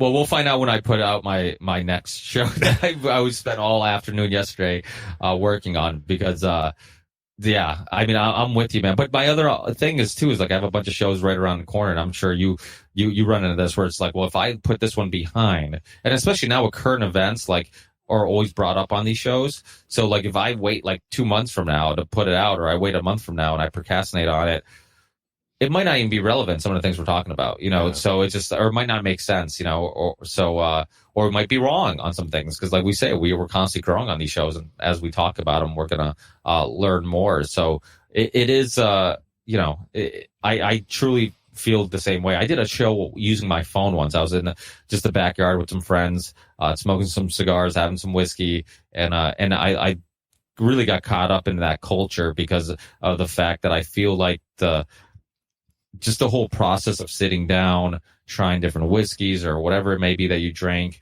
IPAs, whatever you're into, having a cigar or whatever it may be, or even hookah. Like I like hookah, like anything that forces you to sit down and just relax and enjoy each other's company and put your phones aside and kind of pay attention to your senses, smells, taste, that type of stuff.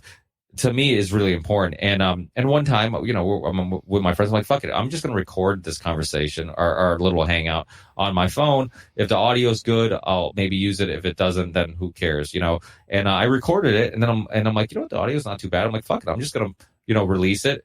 And I had good feedback, and nobody, in the beginning of the show, I'm like, hey, if the audio sucks, sorry.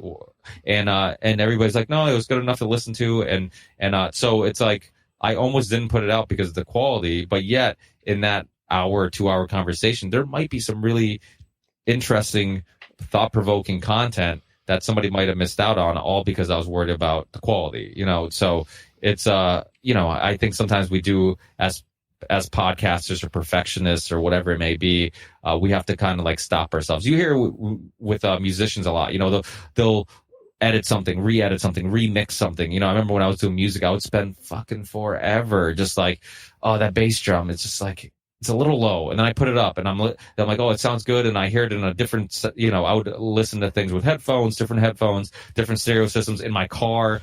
And I'm like, I just got to accept that it's not going to sound the way I wanted to and everything. And I would like go back and remix it and then re-put it out and then like listen to it again. And then it was just like, it would drive yourself crazy. And then after a while, you're just like, I have to just accept like, okay, like pick something and just let it go. Cause I could just drive myself crazy, just constantly remixing it, changing it. And I might never be happy. I never, so it just goes, this kind of ties into what we've been talking about. Like there is something good in being content with things. Like being content with things just means appreciating what you have. It doesn't have to mean being a lazy fuck that doesn't do anything. Like you can be content with that too. But you know what? Who am I to say that that's the wrong lifestyle either? Like if you're just happy and at peace with whatever you have, that's good, because the alternative is driving yourself crazy over everything, and never finding happiness, Yeah. You're absolutely right, man. I couldn't have said it better myself. One of the things that I've really taken, or kind of championed, and I think that it is, and I'm switching direction just a little bit here because we're going to wrap this up. But is, criminal justice reform, and somebody who's been, behind the wall, spent 3 years in prison, state and federal, and seeing some of the injustices that get carried out. And I mean, a lot of the general public doesn't understand, what the war on drugs actually did. And I spent a lot of time with, these people, I'm going to say people, but these, other individuals that were caught up in a victimless crime, basically, a nonviolent offense, and they're getting exorbitant amounts of time in the federal system, for drugs, and drugs that they don't have, evidence for. So on a conspiracy charge, I could have sold a kilo to you 5 years ago. I stopped doing it, went on with my life, and now I'm, no longer in that game. You still went on to continue to do it, and you get busted. In order for you to get a downward departure in time, you start cooperating with the federal government, right? And you name my name. Well, there's no evidence, there's no drugs, there's nothing other than a criminal's word that this took place. And that alone can get you in prison, and you can't fight it because it's conspiracy, because you can't prove conspiracy, right?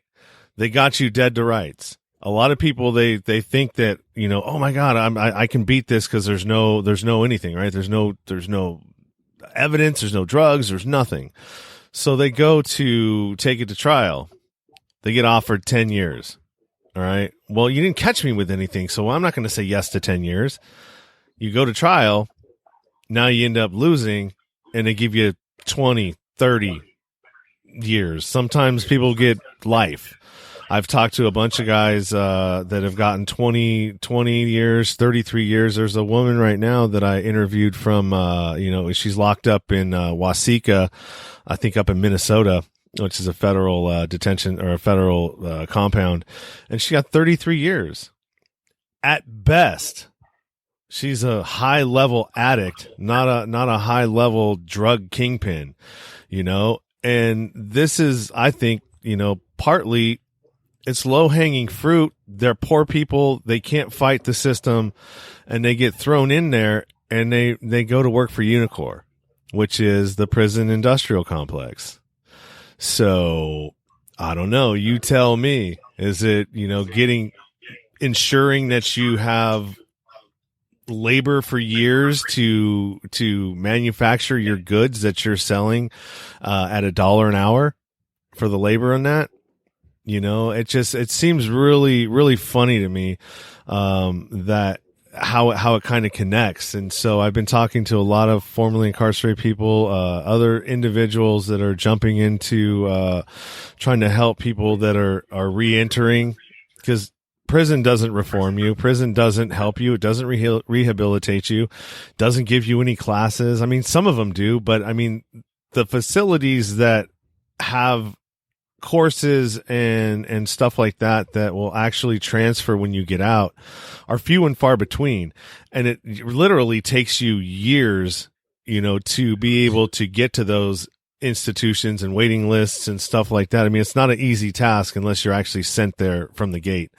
So that's part of what I'm doing and trying to bring light to, in my journey and plight to make a difference, in a lot of different areas.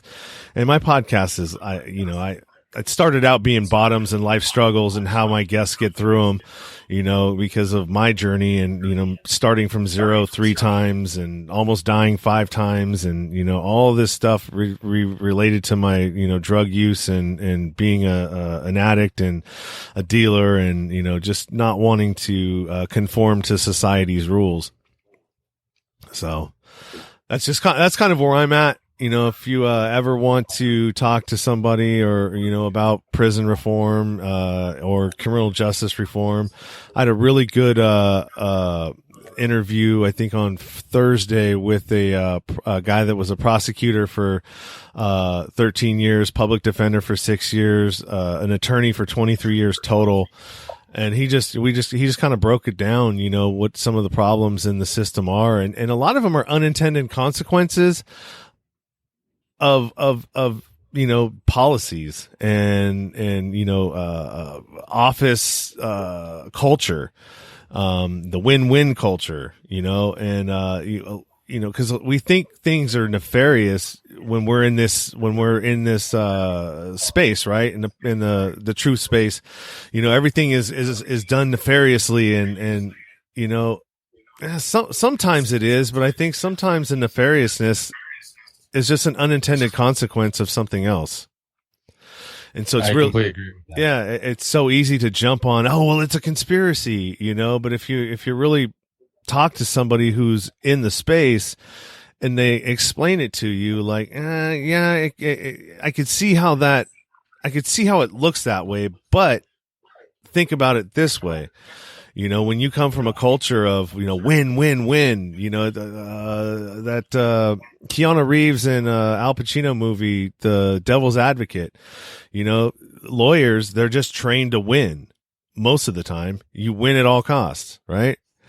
And so anyways, I get off on tangents too. So Yeah, which is a good thing to have if you're a podcaster. It fills up the time. Yeah. And No dead air. Yeah. And I think, I completely agree with you. I think, prisons are one of those things where, I mean, obviously, if people know the Rick Ross story, he basically created the crack epidemic with drugs that the government were flying in. And yet crack you're doing more time for crack than you were doing coke, because the majority of people doing crack were poor people. Majority of people doing coke were people who had money, and not, and white people who were doing coke most of the time and could afford it. So it was obvious that they were trying to lock up people, minorities. They were justifying it. They were creating one parent households, which the likelihood of the kids succeeding and getting out of poverty are much less. Chances of kids ending up in prison are much higher.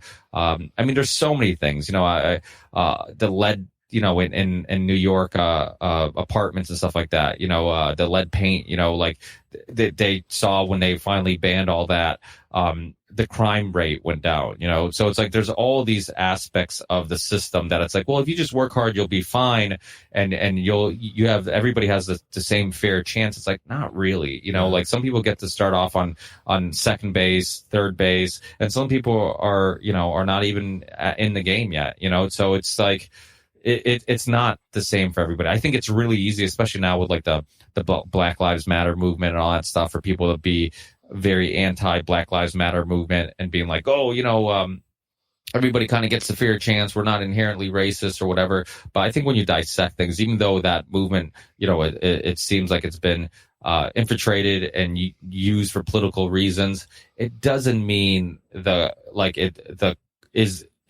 if the system is inherently racist, or is there's aspects of the system that are inherently racist, it doesn't mean that conversation doesn't exist or shouldn't exist. It doesn't mean that there aren't aspects that are absolutely true. I mean, you look at the history of eugenics, you look at, scientists, would have studies published saying that white people were smarter than, and in some cases they were considered other white people not dumber, like Irish or Italians or whatnot.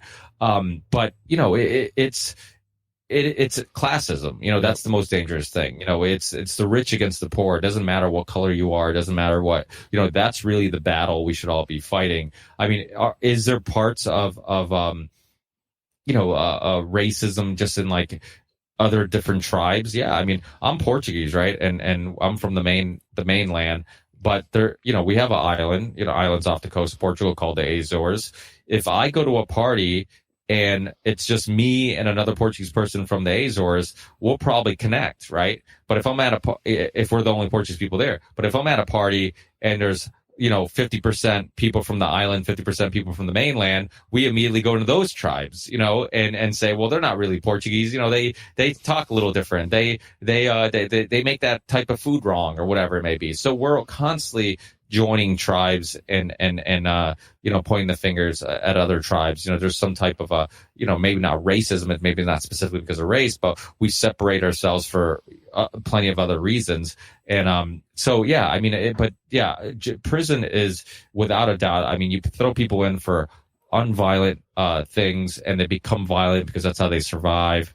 They learn to maybe be, I guess, do things that are morally incorrect or wrong in the real world, but once they're in that prison atmosphere, and there's also effect on the psyche of people who work at these prisons, because people who work there, without a doubt, when you're only seeing the shitheads, you're only seeing the worst of the world, you almost forget there's good in the world. And I know a lot of people who work at, there's a Ludlow jail. I live in Ludlow, Massachusetts. There's a Ludlow jail. And I know people work there who say they can find themselves, in some cases, being racist, like becoming racist or finding, like having to catch themselves because they're judging people based on race more than they ever did, because of the fact that, like, okay, I'm dealing with, just these shitheads. And without a doubt, like, prisons are filled more with minorities than others. But it's not as simple as it's just because they're bad people. It's because of the system we designed. We like I said, like look at the crack, coke, sentencing. Like you're gonna do time. If you're doing crack, if you do coke, it's a slap on the wrist. They've done studies on if you're a minority, if you're non-white, the chances of you doing time for the exact same thing that a white person will get off on are higher, so it's just it's not as simple as like, oh look, they're the ones who are filling up our prisons. It's like, yeah, but why? And this goes to like every issue. Like, let's get to the root cause of things. Let's not just look at the surface. Let's keep asking why, keep taking steps backwards and try to figure out, okay, why. It's no different than like health, right? Like, okay, I could have knee pain, and I could just take and say, oh, it's because I have bad knees, or it could be because of like I'm eating food that is causing inflammation. Maybe it's because I'm overweight or whatever it may be. And but almost every aspect of our system is like, well, here's a pill for the pain, and it's that, and they simplify things, it's just pain. Here's the pill for the pain, and they don't get to the root cause. And I think a lot of our social issues, we need to like ask the question, why? How did we get here? We retrace your steps and figure out, okay, why is it like this? Because it wasn't always like this, or maybe it was always like this and somebody designed it like this, but we need to ask those reasons. It's not as simple as like, because at the bottom line, I mean, kids are taught racism. Kids are taught morals. Kids are taught every good and bad aspect of humans. So if a kid ends up in prison, is it really his fault, or is he just a product of his environment? Is it really, and that's the thing we have to ask. Like, if I was raised by some shit, yeah, and Rogan has said this, so I'm sure people who listen to Rogan has heard him say similar things where if I was raised by his parents and his environment, or maybe a lack of parents, maybe his grandparents, and had some drug addict mother or whatever, dad's in prison, like, would I be him and would he be me if he was in my shoes? And I think in many cases it probably is the case. There's every kid that's born, they're not bad, they're not morally bad people, or you can't tell by birth like, hey, they're going to become a life-changing politician who has all these ideas and whatever, and changes the system, or he's going to be some drug addict who's going to end up in prison. It's like, it's all consuming the environment around you and your influences and whatever influences you, and that molds who you are and who you become. And this goes back to why parenting is so damn important. Yep. Because we're all adding to that. We're all a part of that, so I forgot what your question was because I go on these long rants, but no. I hope I answered it. Yeah. No, that's, you pretty much got it. And I'm a perfect example of that because I grew up, all of my dad's side are all law enforcement. My uncle was in law enforcement. My dad was. My grandmother was one of the first female police officers in Berkeley PD. My other uncle was a correctional officer in San Quentin. So, I mean, I went the complete opposite direction. And the reason why I did is that I was a latchkey kid and I had no supervision. I had very minimal male role models in my life. And I was basically could do whatever I wanted. When my mom was working in San Francisco and I spent hours at home doing nothing, she put me on restriction. Okay. No one's here to enforce it. So I'm going to do what I want. And, when you come home, then that's when I'll be home like maybe a half hour before you get there. And, oh yeah, I've been here the whole time, and so what I learned from there just carried on through adulthood until, it got to a point where I realized I had to change something because I didn't like the person I'd become. So it really definitely does come down to how you raise your children and making sure that they are good human beings, when they leave you, and we'll continue that on, with their children. And, that's where we need to start.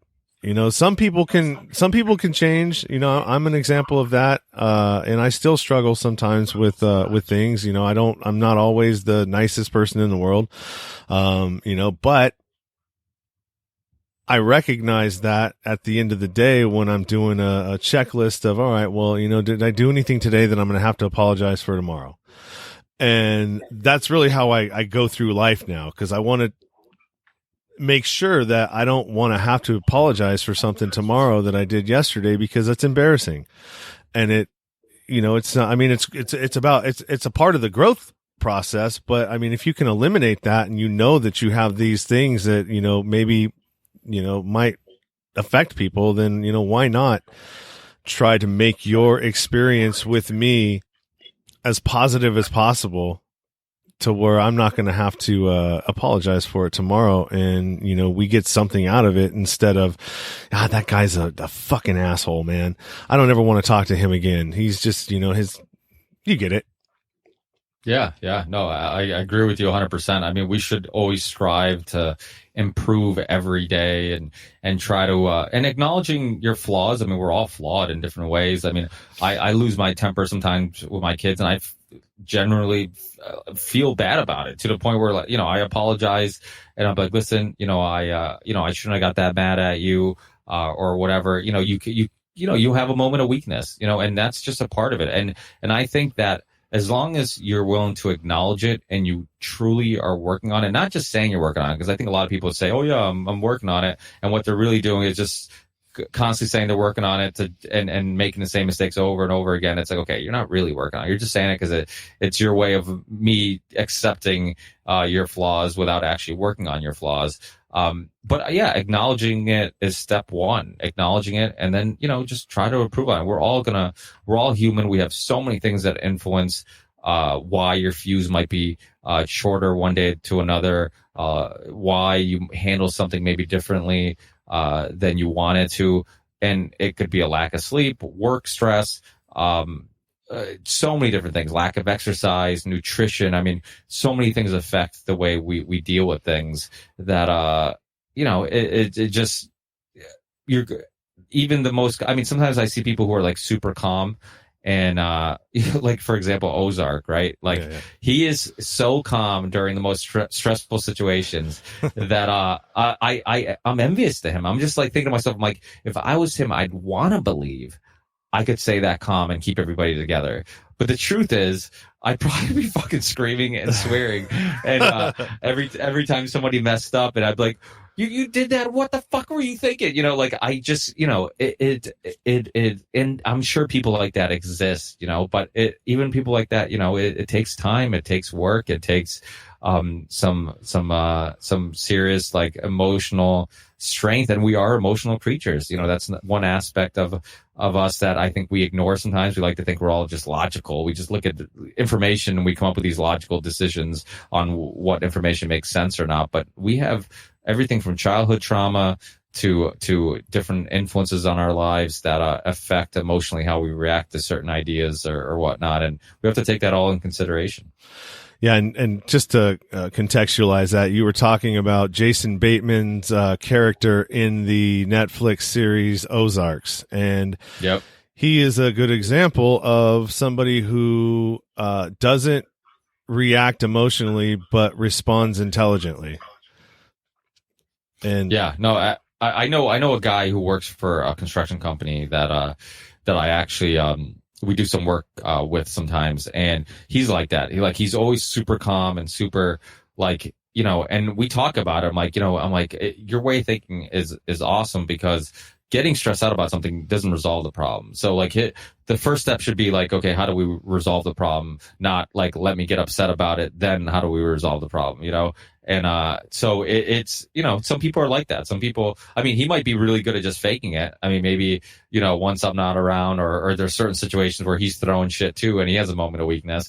But people like that, it is, I am envious of them, because I am a emotional person per se, in regards to, I'm very aware of my emotions. I try to be aware of them, because I understand that they can influence the way I look at things, or how I feel, or what I think.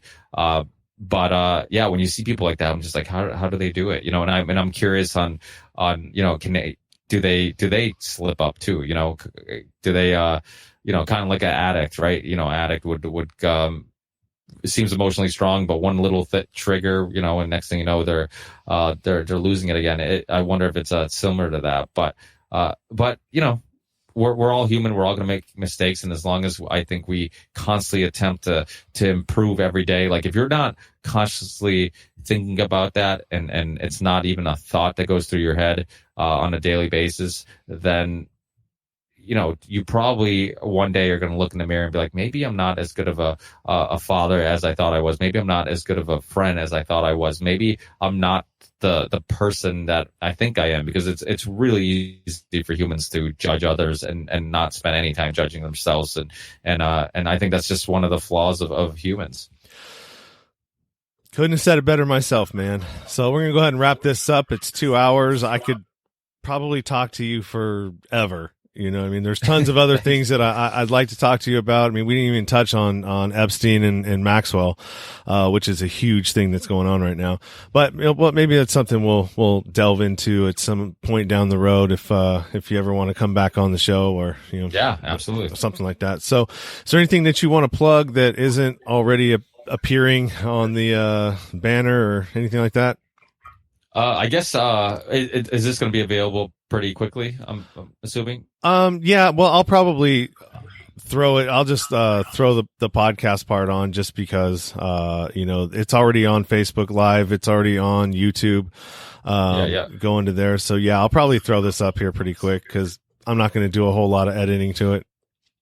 Yeah, I'll put it on. I have a interviews playlist on my YouTube channel. I'll throw this interview on there, and also, if people are listening to it before Monday the 20th, we're doing another Union of the Unwanted live stream, which is me, Sam Tripoli, Charlie Robinson, and then Midnight Mike from the OBDM podcast.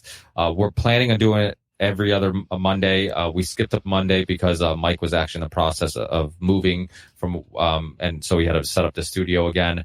But just follow us on social media, and that way you can get the live links, because all those are going to be live streamed on D Live and YouTube on Mike's OBDM YouTube channel, and they're fun. And every week's going to be different guests. It's going to be probably more than likely always us four, and then just random people like Jason Burmis, and this Monday I think Whitney Webb and Ryan from the Last American Vagabond are gonna possibly join us, and who knows who else. So I just throw out the invite to a bunch of friends that we've made throughout the alternative media community, and just have casual conversation and bring a bunch of different perspectives to different issues or whatnot. So definitely check out for that. And thanks, Sean, for being a great host and having this long, dealing with my long rants. And hopefully we definitely talk again. And good luck with everything, man. Keep reaching out to people. I think you'll be surprised how many people come on the show. And I love the fact that you're doing this, and these are the type of podcasts I love. So, I really hope it keeps growing. Thank you, man. I appreciate it. And I appreciate that everything that you're doing out there, especially with the Union of the Unwanted and all of the stuff that you're bringing to light. And, you keep up the good work as well. And, I'll continue to follow you and listen to you guys.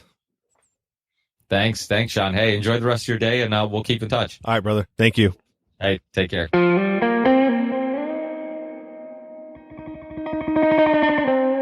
Thank you for listening to the show. Thanks, Ricky. Appreciate you coming on my show and taking the time to talk to me and get to know me, as well as me getting to know you. All of our information will be in the show notes. Don't forget, check out the trailer for the con and stay tuned for more updates. The week of August 3rd, more will be coming out from me about this. Also, don't forget to subscribe, rate, and review on your favorite podcast platform. That's the easiest and cheapest way for you to be able to support this show. I don't have a whole lot more other than if you were on the show and waiting for your episode to come out, I've got a huge queue of about 30 people. And, part of this is my fault because I shouldn't have done what I did in the way that I did it. The interviewing portion of this, aside from doing some of the research on the guest, is the easiest part of what I do. I just kind of, it snowballed and I just ran with it. And now I'm looking at a mountain, that I need to climb. And also all of these other things that are coming into my purview, that are important and need to be covered as well. So, don't bite off more than you can chew when it comes to stuff like that, because I'm sure that there's people that were excited to be on the show and, are waiting for their episode to come out. And if you are one of those people and you're listening, I really apologize. And, I'm going to do my best to try to get these out. I've cut out a lot of what I'm doing, in the editing portion of this, just so I can move through things a little bit quicker. So just know that, you are on my mind, and I am, I'm sorry that, that this happened, but, just know that my heart is in the right place, and the things that I have been covering are things that I feel that are very important for people to be able to see and notice, if they haven't. So yeah, I mean, that's it. Until next time, keep it 100. Stay true to yourself. Everything else is just noise.